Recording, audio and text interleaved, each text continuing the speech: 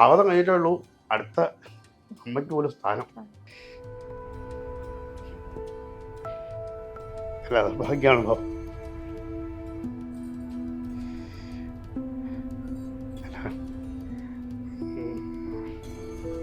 ഞങ്ങൾക്ക് എത്താൻ പറ്റില്ലല്ലോ. ഞങ്ങളൊന്നുമില്ലാത്തടത്തുനിന്ന് എത്തിച്ചില്ലേ അച്ഛൻ. അമ്മ പോയി കുളി കഴിഞ്ഞ് കാടിക്കർഷം ഒന്ന് പോവായിരുന്നു, വെള്ളത്തിലേക്ക് പോവായിരുന്നു. അച്ഛനോട് എന്ന് പറഞ്ഞു ഇങ്ങനെ അമ്മ പോയി എന്ന് ഭാവവും തിളങ്ങുകയും ചെയ്തു. വായന നിർത്തണമല്ലോ. വേറെ ആൾക്ക് തോന്നി അച്ഛൻ പറഞ്ഞ് വായന നിർത്താൻ പറ്റില്ല. അമ്മ പോയി ശരിയാണ്, പക്ഷെ ഭാഗവതം നിർത്താൻ അധികാരമില്ലാന്ന്. അനിയനാണോ മകനോ അതൊക്കെ അതൊക്കെ വല്ലേ സ്വാഭാവികവും. അനിയനാണോ വീണ്ടും ചോദിക്കും. ഒരു രസമാണ്. 7 ദിവസം പോകണമെന്ന് അറിയില്ല. ആണല്ലോ അച്ഛൻ്റെ വായന. അമ്പലപ്പുഴയാണെങ്കിൽ കുമാരല്ലൂരും 50-60 വർഷം മുഴുവൻ വായിച്ച അച്ഛൻ. അപ്പൊ മഹാകവി അക്കിത്തം ഒരിക്കല് ഈ നമ്മള് ഭക്തി കൊണ്ട് മറ്റൊരു തലത്തിലേക്ക് നീങ്ങിയ ആളുകളെ കുറിച്ച് പറഞ്ഞ സമയത്ത് സത്യസായി ബാബയെ കുറിച്ച് പറഞ്ഞു, ശ്രുതി സായിബാബയെ കുറിച്ച് പറഞ്ഞു, അമൃതാനന്ദ, ഒപ്പം തന്നെ പറഞ്ഞ പേരാണ് അപ്പൊ ആ ഒരു തലത്തിലേക്ക് അച്ഛൻ എത്താൻ പറ്റി എന്നതിലൊരു മകൻ എന്ന നിലയ്ക്ക് എത്രത്തോളം അഭിമാനമുണ്ട്, അല്ലെങ്കിൽ എത്രത്തോളം ഭാഗ്യമായിട്ടാണ് അതിനെ കാണുന്നത് എന്നുള്ളതാണ്.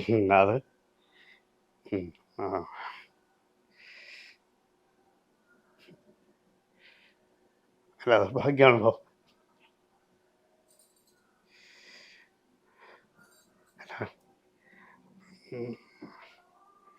ഞങ്ങൾക്ക് എത്താൻ പറ്റില്ലല്ലോ. ഞങ്ങളൊന്നുമില്ലാത്തടത്തുനിന്ന് എത്തിച്ചില്ലേ അച്ഛൻ. ഞങ്ങൾ ഒരു കഴിവില്ലാത്തവരാണ്. പക്ഷേ ഭാഗവതമാണല്ലോ എത്തിച്ച്. അല്ലേ, ഞങ്ങളെ സത്താത്തിന് കൊണ്ട് അച്ഛൻ ധരിക്കണമുണ്ടല്ലേ, വേറെ കഴിവൊന്നുമില്ല. ഭാഗവതം ഞങ്ങളെ ലോകം മുഴുവൻ എത്തിക്കുന്നുണ്ട്. എനിക്കാണെങ്കിലും ഭാരതം മുഴുവൻ യാത്ര ചെയ്യാൻ സാധിക്കുന്ന അച്ഛനായിരിക്കും കൊണ്ടല്ലേ, ഈ ഭാഗവതം കയ്യിലുള്ളതുകൊണ്ടല്ലേ. ഞങ്ങൾക്ക് എല്ലാവർക്കും, അല്ലെങ്കിൽ ഞങ്ങൾ ഇല്ലത്തുള്ളവർക്കും, ഞാനാണെങ്കിലും സപ്താഹം തുടങ്ങിയ പിന്നെ നിർത്തിയിട്ടില്ല ഇതുവരെ. അക്ഷരോപദേശം നടന്ന് പിന്നെ ഞാൻ ഇരുന്നിട്ടില്ല ഇതുവരെ. ഈ പ്രഭാഷണമൊന്നും ഒരു വായനക്കാരനൊന്നുമല്ല. പക്ഷെ എല്ലാവരും വിളിക്കുന്നുണ്ട് അച്ഛൻ്റെ അനുഗ്രഹം കൊണ്ട്. വലിയ ഭാഗവത പ്രഭാഷകനോ വലിയ പാരായണക്കാരോ ഒന്നുമല്ല ഞാൻ. പക്ഷെ എന്താ വിളിക്കുന്ന അച്ഛൻ്റെ അനുഗ്രഹമാണ്. ഇപ്പം ലോകം മുഴുവൻ ഒരു വിശ്രമില്ലാണ്ട് പോകാൻ പറ്റുന്നത്.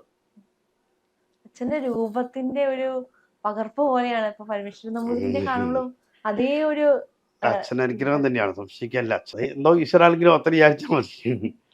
എന്നതിലും പുറത്ത് ഈ സപ്താഹങ്ങൾക്കൊക്കെ പോകുന്ന സമയത്ത് ആരെങ്കിലൊക്കെ കാണുന്ന സമയത്ത് ഇത് പറഞ്ഞു വരുന്ന ആൾക്കാർ ഇഷ്ടം പോലെയാണ്. അനിയനാണോ മകനോ അതൊക്കെ ചോദിക്കും. അല്ല അതൊക്കെ വല്ലേ സ്വാഭാവികവും. അനിയനാണോ വീണ്ടും ചോദിക്കും. അല്ല അതൊരു അനുഗ്രഹം തന്നെയാണല്ലോ. ഇതാണ് ഗുരുവായൂരപ്പൻ നിனைക്കുന്നത്. ഗുരുവായൂരപ്പൻ കൈവിടില്ല എന്ന് പറഞ്ഞപ്പോൾ അച്ഛൻ്റെ രൂപം ഇപ്പം എനിക്ക് എൻ്റെ ഒരു രൂപം കൊണ്ട് എത്തിച്ചെങ്കിൽ മള്ളിയൂരിനെ പോലെ തന്നെ ആകാൻ പറ്റിയില്ലെങ്കിലും കുറച്ചെങ്കിലും മള്ളിയൂരിനെ പോലെ ആകണം എന്നുള്ള ധാരണയല്ലേ, അല്ലേ? മള്ളിയൂരിനെ പോലെ തന്നെ ആകണം. അല്ലെങ്കിൽ ഇങ്ങനെ അച്ഛനെ ഞങ്ങളെ എത്തിക്കും. ഈ എന്നെ ആ രൂപത്തിൽ എത്തിക്കണമെങ്കിൽ മള്ളിയൂരിൻ്റെ സ്ഥാനം ഒരിക്കലും പോകരുത്. കാരണം ഗുരുവായൂരപ്പൻ നിർബന്ധം. അത് അടുത്ത തലമുറയായാലും പള്ളിയൂരിൻ്റെ സ്ഥാനം പോകരുത്, അല്ലേ? ഇപ്പം ഞങ്ങളെ ഇപ്പം ഞാൻ ചെന്നാലും അനിയൻ ചെന്നാലും ബഹുമാനിക്കുന്നുകൊണ്ടാണ് പള്ളിത്തിരിയുടെ മക്കൾ എന്നുള്ളതാ, അല്ലേ? ആരായാലും ഞങ്ങളെ ബഹുമാനിക്കുന്നത് കൊണ്ടാണ്. ആ ഭാവത മാത്രമാണ് ഞങ്ങളെ ശക്തി. ഒരു വലിയ ഔഷധം അത് തന്നെയാണ്. കഷ്ടപ്പെട്ടു അച്ഛനും അന്നപതി കഷ്ടം 10,000-2,000 സ്വത്താൻ നടത്തിയിട്ടുണ്ട്. അപ്പം അത് ഇപ്പം ഞാനും കുറേ അല്ല അച്ഛനെ എത്തിച്ചിട്ടുണ്ട്. ഇപ്പോഴും മിക്കവാറും വായനയുണ്ട്. എല്ലാരും പറയും പള്ളി. അച്ഛൻ വായിക്കുന്നതിൽ കേൾക്കാൻ ഏറ്റവും കൂടുതൽ ഇഷ്ടമുണ്ടായിരുന്ന ഒരു ഭാഗമുണ്ടോ, അല്ലെങ്കിൽ അച്ഛൻ പറഞ്ഞു കേട്ട കഥകളിൽ പ്രിയപ്പെട്ട? എനിക്ക് ഏറ്റവും ഇഷ്ടപ്പെട്ട പ്രഹ്ലാദ സ്തുതിയാണ്. സ്തുതി തന്നെ. പിന്നെ ബ്രഹ്മസ്തുതി. ഇത് രണ്ടും ഒരു എന്താണ് കേൾക്കുമ്പോൾ ഒരു ഭയങ്കര അച്ഛനും പ്രഹ്ലാദസ്തുതിയൊക്കെ വായിക്കുമ്പോൾ, അല്ലെങ്കിൽ നരസിംഹാരം വായിക്കുമ്പോൾ അച്ഛൻ്റെ ഭക്തിഭാവം മുഴുവൻ മുഖത്ത് കാണാം. ഇങ്ങനെ ഒരു എന്താ ആറാട് കാണുക. ആ ഭാഗവതത്തിലൂടെ ആറാട് കാണുക. ഈ ഭക്തിരസം മുഴുവൻ അച്ഛൻ്റെ മുഖത്തൂടെ ഇങ്ങനെ ഈശ്വരനെ നമ്മൾ തന്നെ തൊഴുത്തിരുന്ന് പോകും. ചില ഇപ്പം ചിലരൊക്കെ ഇങ്ങനെ സന്തോഷം കൊണ്ട് കരയണാണോ ഇങ്ങനെ അതുപോലെ പ്രഭാഷണമാണെങ്കിലും ഞാൻ കൂടുതൽ ശ്രദ്ധിക്കുന്ന ഭാഗവതം പാരായണത്തിൽ അച്ഛൻ്റെ മൂലം പാരായണമാണ് ശ്രദ്ധിച്ചത് കൂടുതലും. പക്ഷെ ഒരു രസമാണ്. 7 ദിവസം പോകണമെന്നറിയില്ല. ആണല്ലോ അച്ഛൻ്റെ വായന. അമ്പലപ്പുഴയാലും കുമാരല്ലൂരും 50-60 വർഷം മുഴുവൻ വായിച്ച അച്ഛൻ. 60 വർഷത്തോളം അമ്പലപ്പുഴ സപ്താഹം നടത്തി. ഗുരുവായൂർ 10-30 വർഷം നടത്തി. കുമാരല്ലൂരും 50 വർഷം നടത്തി. ഇതൊക്കെ അച്ഛൻ്റെ ഒരു ശക്തി കൊണ്ടാണല്ലോ വായിക്കാൻ പറ്റുന്നത്. അല്ലെങ്കിൽ ദേവിയുടെ അനുഗ്രഹമല്ലേ, അല്ലെങ്കിൽ ഗുരുവായൂരപ്പൻ്റെ അനുഗ്രഹമല്ലേ. 50 വർഷമൊക്കെ ഒരു അച്ഛന് വായിക്കാൻ പറ്റുമോ എന്നേരെ. അതുപോലെ എന്തൊരു യാത്രയാണത്. ഭാഗവത യാത്ര എന്നുള്ളത് ഇങ്ങനെ യാത്രയായിരുന്നു. ഭാഗവതം എവിടെ പോകുമ്പോഴും ഭാഗവതം കൈ കാണും. സാളഗ്രാമവും കഴിക്കണം. വേറൊരു സാളഗ്രാമം ഉണ്ട്. ആ സാളഗ്രാമം കൊണ്ട് നടക്കും പിറ്റേ ദിവസം പൂജിക്കാനായിട്ട്. മുടക്കാറില്ല. തേവാരം അച്ഛൻ ദൈവമഹാത്മ്യം നിർബന്ധമാണ്. എന്നും ദൈവമാത്മ്യം വായിക്കണം. അതുപോലെ ഭാഗവതം ഒരധ്യായം വായിക്കണം. ഒരു തേവാരം ഒന്നുമില്ല. ഇപ്പം വിനായകർത്തി പോലും അമ്പലപ്പുഴ സപ്താഹം കഴിയുമ്പോൾ ആ പിറ്റേ ദിവസം കർക്കിടകത്തിൽ അവസാനം അമ്പലപ്പുഴ സപ്താഹം. അവിടെ നിന്ന് കിട്ടും. അതുകൊണ്ട് ഇവിടെ വന്ന് ഒരു നാളികേരം മേടിച്ച് ഗണതം കഴിക്കും. അത് പിന്നെ 3-4 നാളികേരമായി വിനായകർത്തിക്ക്. പിന്നെ 136 138 പിന്നെ 1008 ഇപ്പൊ 1008 വരെയായി. അച്ഛൻ 1008 വരെ കണ്ടു ഗണതമോ. 1008 കാണാൻ പറ്റില്ല അച്ഛന്. ആ സന്തോഷം അച്ഛന്റെ മുഖത്ത് കാണാറുണ്ട്. പിന്നെ ഇവിടെ ഗോപുരമാണ് മരണത്തിന്റെ 2 ദിവസം മുമ്പ് ഗോപുരത്തിന് ഓടിട്ടത്. അച്ഛന് ഇപ്പൊ ഇവിടെ നിന്ന് കാണാൻ പറ്റുള്ളൂ. എന്തായാലും ഗോപുരത്തിന് ഓടിട്ടത് അച്ഛന് കാണാൻ പറ്റി. അതുപോലെ ഒരാഴ്ച മുമ്പാണ് ഈ കല്ലിട്ടത്. ഈ കൊടിമരത്തിന് എണ്ണ ഒഴിച്ചത്. കൊടിമരം വെച്ച് കാണാൻ പറ്റിയിട്ടില്ല. പറഞ്ഞേൽപ്പിച്ച് പോയിട്ടുണ്ടായിരുന്നു. എല്ലാം പറഞ്ഞേൽപ്പിച്ചു. സ്വർണ്ണ കൊടിമരാണെന്ന് അച്ഛൻ മനസ്സിലായിരുന്നു. അത് മുഴുവൻ മനസ്സിലാക്കിയില്ല പോയത്. സ്വർണ്ണ കൊടിമര പണിയുന്നു എന്നുള്ള അച്ഛൻ ധാരണയുണ്ട്.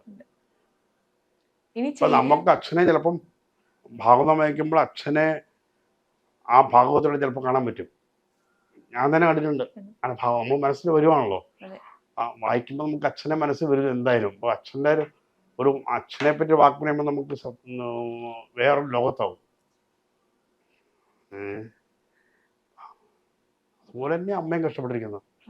അച്ഛൻ്റെ ഒരു ശക്തി മുഴുവൻ അമ്മയായിരുന്നു. അച്ഛന് വേണ്ട മുഴുവൻ കൊടുത്തിരുന്നു. ഒന്നുമില്ല അല്ല കൊടുത്തിരുന്ന ഒരു പാതിവ്രത്യത്തിൻ്റെ കാര്യത്തിൽ പതിവ്രതം എന്നുള്ള അമ്മയായിരുന്നു അച്ഛൻ്റെ. ആ കഷ്ടപ്പാട് മുഴുവൻ സഹിച്ച് അമ്മ കൊണ്ടുപോയി. അച്ഛനൊന്നും പരിഭവമൊന്നും പറയാറില്ല അമ്മ. പക്ഷേ ഇല്ലെങ്കിൽ അച്ഛൻ അറിയാൻ ഇവിടെ ഒന്നുമില്ലെന്ന്. ആരെങ്കിലും കൊണ്ട് കൊടുത്ത് അത് വെച്ച് അമ്മ അച്ഛനെ ആഹാരം കൊടുക്കും, അല്ലെങ്കിൽ ഞങ്ങൾക്ക് തരും. ഒന്നും അച്ഛൻ കണ്ടിട്ടില്ല. വിഷമിപ്പിച്ച അച്ഛനെ എന്താ പറയുക, അമ്മ അതുപോലെ നോക്കിയിരുന്നു. അമ്മയാണ് ആദ്യം പോയത്. അത് ആ ഭാഗവതത്തിൻ്റെ ഒരു ശക്തി എന്ന് പറഞ്ഞാൽ അവിടെ ഒരു കഥയുണ്ട്. അപ്പോൾ അമ്മ പോയി. അമ്മ രാവിലെ 6 മണി 5:30 ഞാൻ കൊണ്ടാ കുളിക്കാൻ പോണത്. അപ്പം അമ്മ കുളി കഴിഞ്ഞ് കാടിക്കർഷം ഒന്ന് പോവുമായിരുന്നു, വെള്ളത്തിലേക്ക് പോവുമായിരുന്നു. അപ്പം അച്ഛനെ കിടക്കൊക്കെ വിരിച്ചിട്ടാ പോണത്. വിരിച്ച് അച്ഛന് രാവിലെ തേവാരം കഴിഞ്ഞ് ഇരിക്കാനുള്ളത് നമ്മുടെ ശതകൃതി തുടങ്ങുകയാണ്. 108 പേരുടെ ഭാഗവതം സപ്താഹം തുടങ്ങുമ്പോൾ അമ്മ പോയി. അച്ഛനോട് എന്ന് പറഞ്ഞു ഇങ്ങനെ അമ്മ പോയി എന്നുള്ളവരാണ്. ഭാഗവതം തുടങ്ങുകയും ചെയ്തു. സപ്താഹം തുടങ്ങി. ഇവിടെ ശതകൃതി തുടങ്ങി. ശതകൃതി തുടങ്ങുമ്പം വായന നിർത്തണമല്ലോ. അച്ഛൻ അന്നേരം വാക്ക് ഉപയോഗിച്ചതാണ്. വേറെ ആൾക്ക് തോന്നില്ല. അച്ഛൻ പറഞ്ഞു വായന നിർത്താൻ പറ്റില്ല. അമ്മ പോയി, ശരിയാണ്. പക്ഷെ ഭാഗവതം നിർത്താൻ അധികാരമില്ല എന്ന്. ഭാഗവതത്തിന് അതിൻ്റെ ശക്തിയുണ്ട്. ഭാഗവതം തിളങ്ങി വെച്ചാൽ പിന്നെ നിർത്താൻ പറ്റില്ല. അച്ഛനെ പറയാൻ പറ്റുള്ളൂ, തീർച്ചയായിട്ടും. വേറെ ആർക്കും പറയാൻ പറ്റുമോ? സ്വന്തം പത്നി മരിച്ചു കിടക്കുക, ഭാഗവതം നിർത്ത, ആ ഭാഗവതത്തിന് അത്രയധികം പ്രാധാന്യമുള്ളതാണ് അച്ഛൻ പറഞ്ഞത്. പക്ഷെ നമ്മൾ അന്നത്തെ ദിവസം നിർത്തി. അത് നമുക്കൊന്ന് ഇപ്പോഴത്തെ മനുഷ്യരെ നിർത്തണമല്ലോ. അച്ഛനോട് പറഞ്ഞു അങ്ങനെ അല്ല, നിർത്തണം, ഭാഗം നിർത്തിയിട്ട് സമ്മതിച്ചു. അച്ഛൻ പെട്ടെന്ന് സമ്മതിക്കും. എന്ത് പറഞ്ഞാൽ അച്ഛന് ഇപ്പോഴത്തെ കാലത്തനുസരിച്ച് ചെയ്യുള്ളൂ കൂടെയൊക്കെ. കാലത്തനുസരിച്ച് മാറ്റം വരുത്തിക്കൊണ്ട് ഇപ്പം അച്ഛൻ എത്ര അച്ഛൻ ചിട്ടയുണ്ടെങ്കിലും കാലത്തിനനുസരിച്ച് അച്ഛൻ ഓരോന്ന് മാറ്റിക്കൊണ്ടിരുന്നു. അല്ലാണ്ട് അതേ തന്നെ മുറുകി പിടിക്കൊന്നുമില്ല. അതനുസരിച്ച് ജീവിച്ചുകൊണ്ടിരുന്നത്. അപ്പം ഭാഗവതം നിർത്തി കഴിഞ്ഞ് വില കഴിഞ്ഞു. വിലക്കാലത്ത് അച്ഛൻ വായന നിർത്തി. പിറ്റേ ദിവസം വായന തുടങ്ങി. ഇവിടെയല്ല, അമ്പലത്തിൽ വെച്ച് ആചാര്യന്മാരൊന്ന് വായിച്ചു. ആ വായന മുടക്കേണ്ട തീരുമാനമെങ്കിൽ അച്ഛനെ പറ്റുള്ളൂ. ഇപ്പം എനിക്ക് പറ്റുമോ അല്ലെങ്കിൽ വേറെ ആൾക്ക് പറ്റുമോ? എല്ലാവരും പറയും വായന വേണ്ട വയ്ക്കാനേ പറയുള്ളൂ, അല്ലേ? അത് കഴിഞ്ഞ് വായന വിസ്തരിച്ച് വേറെ നടത്തി. എന്നാലും ആ ഭാഗവതം 3 അധ്യായം വായിച്ചു തുടങ്ങിയത് കൊണ്ട് ആ വായന പൂർണ്ണമാക്കാൻ വെച്ചു. എൻ്റെ അമ്മ പോയെന്നുള്ള വേറെ വശം, അതിന് സങ്കടം ഉണ്ട്. എന്നാലും ഭാഗവതം കഴിഞ്ഞിട്ടേ ഉള്ളൂ അടുത്ത അമ്മയ്ക്ക് പോലും സ്ഥാനം. അത്രയാണ് ഈശ്വരനിൽ അർപ്പിച്ചിരുന്നത്.